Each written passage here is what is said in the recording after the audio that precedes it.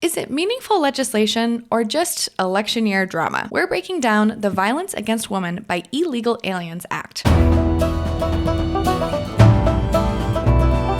Hey everyone, and welcome back to Beyond the Bill Number. I'm Sarah, and with me as always is Stephen.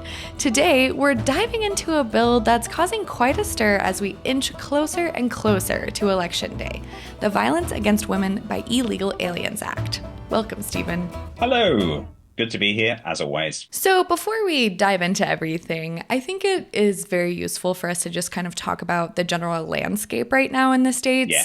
And something I've really been noticing this year is there's just been a ton of bills that are like kind of inflammatory and written in ways that are kind of meant to provoke, I don't know, like being afraid and those kinds of things about general immigrant sentiment. And I think that part of that is definitely a symptom of the fact that we are in an election year and this anti-immigrant, that immigrants are kind of coming, taking over, really dangerous, is something that is really being pushed by the right during this election season. Yep. But also, we do have a lot of people thinking about immigration. Even in Colorado, like we're having a lot more immigrants kind of in the public eye. We've had like pretty big influx of people from Venezuela here. Mm-hmm. And, you know, it's definitely a pervasive thing in our society here right now. It's true. And it's not just this country, of course. It's all around the world. Immigration is becoming sort of a hot topic, really, in a lot of countries. And you can look at some countries that have been quite permissive. I mean, Germany's a really good example here, where a few years back they said they were going to take 1 million migrants, and they were very welcoming to migrants. And there's been a huge backlash against it, and particularly in their elections. Obviously, they've lurched greatly towards the right, and you've got like what are frankly neo-Nazi parties getting elected, and it is basically all about immigration. Sweden's the same. Sweden is like the most welcoming country you can imagine, and they took huge numbers of immigrants, and now their politics again have lurched to the right, and there's a big backlash against attempting to integrate quite so many people. So it is a big problem all over the world, really. But in the US in particular, obviously, it's been highly politicized. Even more so, I would say, than in other countries, though it is the sort of topic that does tend to get politicized. But it is true that there are a lot more immigrants coming into the US than there used to be, and that's just a simple fact. And it's also true that many of the cities that they end up, many of the states on those front lines are really, really struggling to cope with those influxes, and that's causing lots and lots of social issues and so on. So even though it's politicized, there is definitely an issue there. It's really interesting to kind of see how it's being talked about in the election cycle, in the zeitgeist, in the news. And I was wondering, is there any kind of studies or anything like that? Just something I hear a lot is that crime is down all over the place, but we feel like it's up because that's what the news is reporting on. And when these immigrant stories happen, there obviously are happening. They're being covered because they're, you know, true things that have happened, but it's not quite to the extent that people are feeling, and it's a little bit more of this kind of fear-mongering thing. Well, yes, there has, and in fact, this is one of the most studied areas of social science that you can imagine, really. There are a vast array of different types of studies, and it's largely because there's a lot of data about it, because it's to do with immigration and people coming in, and everyone fills out paperwork, and that generates data that can then be analyzed.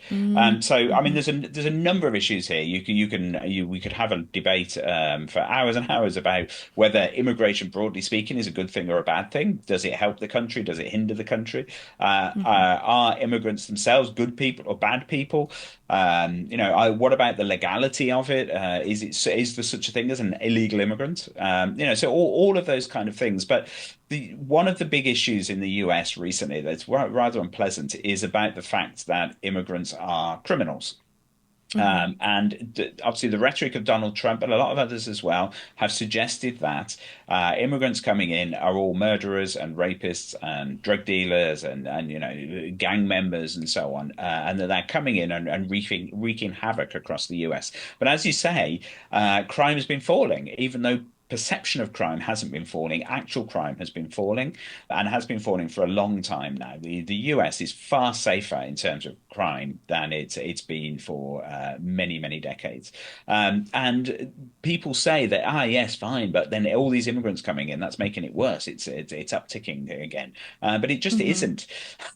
There's no evidence to back this up. Now, data on this is difficult to come by, largely because you're talking about people who are by necessity undocumented, and therefore there isn't a lot of data on them because they're Mm-hmm. undocumented. But there are some studies looking at this, and Texas is actually a state that does have data on this. One of the few states that has actually quite robust data on this. So there's been a number of studies done. There was one that I read in the Proceedings of the National Academy of Science, PNAS, and they looked at Texas data from 2020. And what they found actually is that undocumented immigrants have substantially lower crime rates than native-born citizens and legal immigrants across a range of different felony offences.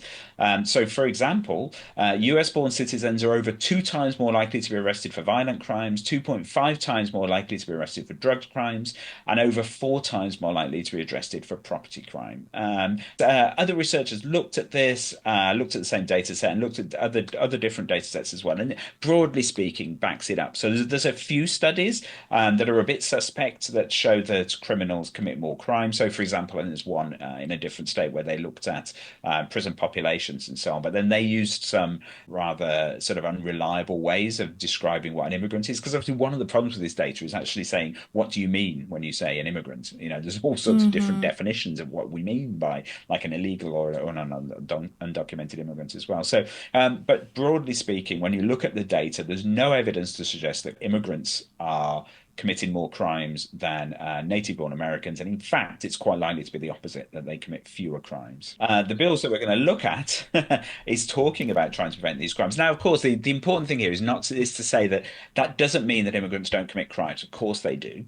Mm-hmm. Because you get any group of people, and you're going to have some people in there committing crimes. Mm-hmm. But the fact is that they do not commit crimes at a greater rate than other different communities. Undocumented immigrants is a particular issue, but you need to look at also the positives, and then Mm-hmm. say overall, are immigrants a net benefit to society or not? And generally speaking, again, if you look at the facts, you have to conclude that they are, because I mean, largely because populations are aging, birth rates are falling. All over the world, countries are suffering because birth rates are falling, populations are aging, and so there aren't enough people of working age within the population to actually do all the jobs that need doing and pay the taxes to support everything else.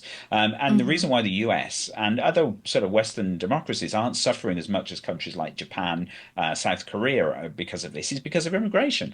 And so immigrants come in and are often young people. They'll often have more children, and they will mask those problems to do with the population and make it more likely that over time we'll have a soft landing when it comes to that. So we'll have enough people to actually work and pay taxes and so on.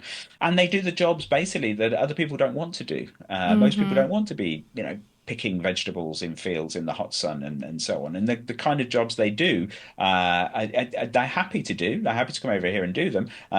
People who employ them are happy to employ them and have them working in those jobs as well. Mm-hmm. But Mm-hmm. you can't dismiss the problems that people feel that like the society's changing, the nature of what it means to be an American is changing. Well, yeah, it's true, but hasn't that always been the case? I remember learning a song when I learned about what a bill was, about how America's a melting pot when I was a child. So, That's melting where pot. America is different from other countries, because other countries don't claim to be melting pots. Mm-hmm. It's like in Britain, we don't say yes, we accept anyone. We've never been like that, right? And most No. countries haven't, but America has. America has always been this Mm-hmm. country that says, "Send us your dispossessed, your poor, and so on." So Mm-hmm. it's a bit rich now to be saying, "Ah, yeah, well, okay, let's forget about that. Scrub it off the Yeah. Statue of Liberty or something." All right. So, Stephen, first off, what is this bill all about? Is Mm. it just kind of a provocative title like we've been seeing with, the legislation and narrative around this issue during election season? Or is it something that's some real substance behind it? And why did Representative Nancy Mace introduce it? Oh, well, it's definitely designed to get a rise out of people. Absolutely no doubt about that. But there is actual content there too. So, at its core, this bill would amend the Immigration and Nationality Act. It lays out new grounds for what they term deportability and inadmissibility, specifically targeting non-citizens who've been convicted of like crimes like sexual offences, domestic violence, child abuse, and stalking, and so on. So these are two important legal terms to understand here. So deportability means the authorities are allowed to remove them from the country, and inadmissibility is grounds to actually stop them entering or getting a visa to come to the US in the first place. And so it seeks to make both of those two things much easier for people who've committed these crimes. Okay, okay. So it sounds like it's kind of making some major changes to the immigration law by cracking down on the violent crimes piece of it. Yeah. But don't we kind of already have laws in place for this? What makes this one different? Yeah, it's funny that, isn't it? Because it's true that crimes like rape and violence and violent crime and so on are already criminal offences, and immigrants who commit crimes are already subject to deportation or are non-admissible. Now, I'm actually going through the immigration process myself at the moment, and so, for example, I need to get a statement from every country I've ever lived in, from the police of that country, stating that I don't have a criminal record, to even be considered for immigration into the US. It's very, very strict.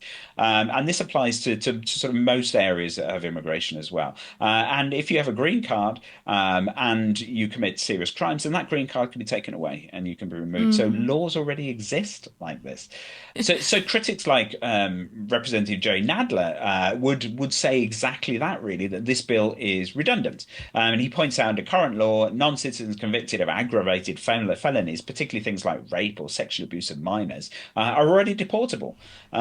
So this bill doesn't really appear to be adding very much. And you may argue that it's more about political posturing, especially in the election season, than it is about actually making laws that might help. Oh, we love the political posturing. I feel like this is the third episode we've had this year where we've been like, this is an Yeah. interesting bill because there's already laws that make this not a thing.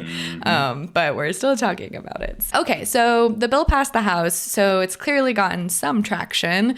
What's the deal? Are Democrats even voting for it, or how does this kind of balance out? Yes, it did actually pass the House quite comfortably, and 51 Democrats joined Republicans in voting to sort of push it over the line, really. And I think that speaks more to how it's framed than the actual content of it. I mean, particularly in election year, who's going to vote against something called the Violence Against Women Act, especially with all the attention on public safety right now? So we know that women are more likely to vote than men, and that they are this sort of crucial voting bloc that gets people elected. So legislators are very, very wary and mindful not to piss them off. And proponents argue that it does fill gaps in existing law and show a hardline stance against violent crimes, particularly crimes against women and children. Gotcha. But not everyone's so thrilled. I heard that there's some concern about this, that it could actually impact survivors of domestic violence in immigrant communities. What's that all about? Yeah, well, we're back to another one of our common themes here, which is rather broad, sweeping, non-nuanced legislation that will often have the opposite effect to the one that it's intended to do. And this is a really good example of where these kind of things can get tricky. So, the American Immigration Lawyers Association, AILA, have raised some real red flags around this legislation because they're concerned that this broad language could actually result in deporting survivors of domestic violence themselves rather than the actual perpetrators. Because sometimes in really complicated domestic violence situations, and they usually are very, very complicated, both the survivor and the abuser could get arrested.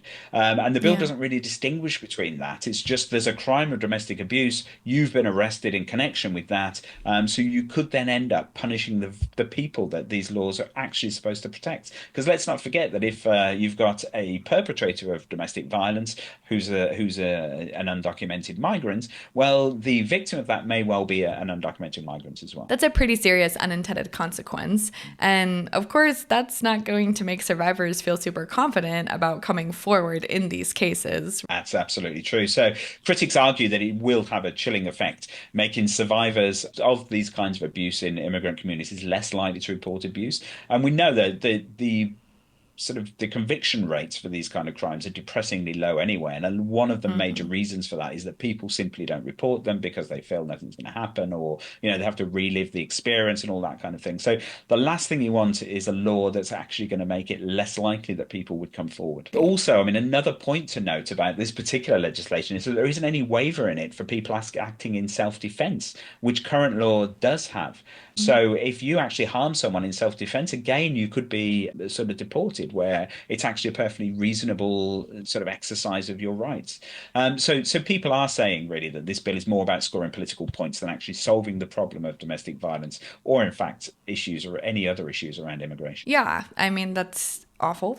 And I think a pretty common thing that we're seeing with a lot of legislation is it's not actually going to help people that we're trying to help and protect women. And we are seeing a lot of that even with the abortion legislation that's coming through. And if a doctor performs an abortion in a lot of states where there is a rape clause, the doctor is forced to report the rape if the person hasn't. So just a lot of kind of unsafe requirements happening. But so what are the odds of this becoming a law? We're talking about the political posturing here. We're talking about, there's definitely some unintended consequences, but is it going to die in the Senate? Do you think we'll take it up, or how is this looking? Well, honestly, you've got to say it's pretty slim chances that this would ever get through.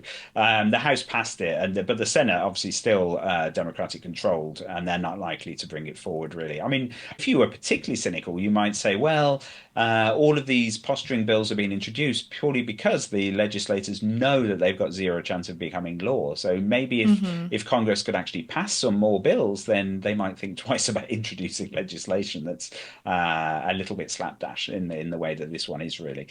So it really is more of a messaging bill. It gets people fired up on the campaign trail. But in terms of actual legislation, it's not really going to go the distance. Okay, well, so in that end, we've got a bill that plays into some pretty intense election year rhetoric, might not really move the needle, and it's not really going to help address domestic violence or immigration reform. No, you summed it up perfectly. It's an election year special for sure. So immigration is a huge issue in the November elections, both for obviously president and down ballot as well. And bills like this really do help frame the debate. But the real issue here really needs a more nuanced, thoughtful approach than this bill really does. So whether you love it or hate it, this bill won't solve the problems it's highlighting. All right, well, folks, you heard it here. Another bill stirring up plenty of conversation, but it's not really going to deliver anything that it promises, and maybe that's another story.